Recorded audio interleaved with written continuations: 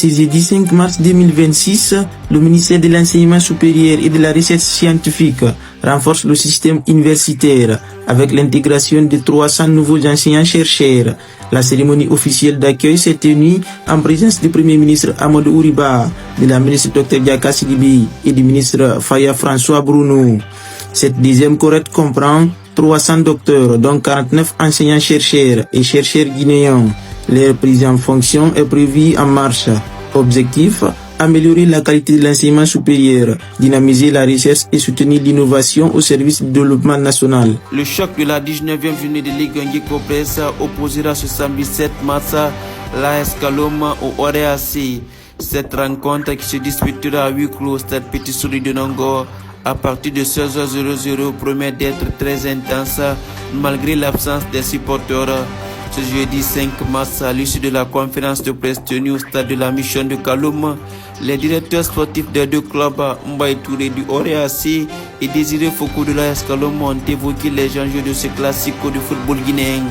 Je pense que c'est une rencontre très spéciale parce que c'est le classico, c'est le match que l'AS Kaloum s'est préparé. Vous savez, historiquement, entre l'AS Kaloum et l'OREA, il y a une rivalité sportive, mais saine.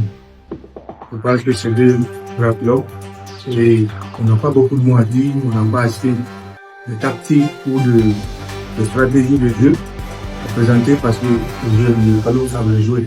Donc, globalement, on s'est bien préparé pour le match. Récemment, ça va plus que dire c'est la petite étape qui est mentale. Le match a haute intensité, c'est souvent les deux équipes. L'équipe du classico en Guinée a notamment les oppositions entre l'AS Kaloum et l'OREA. Les atouts et l'argument particulier.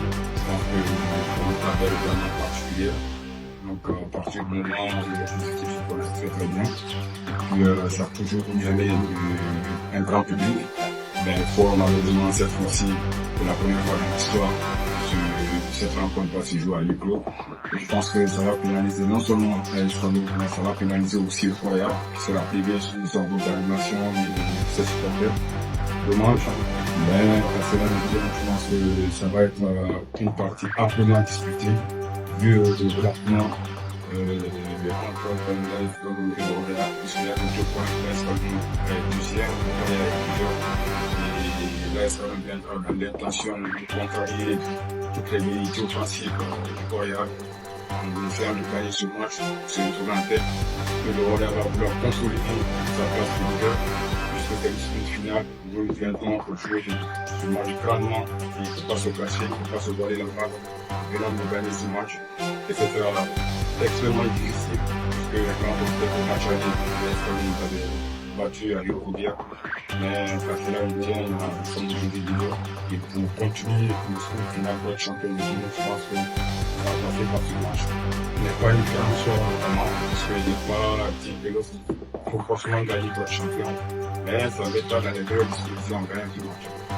Pour rappel, le OREAC est leader provisoire du championnat avec 39 points, tandis que l'AS Kaloum occupe la deuxième place avec 37 points.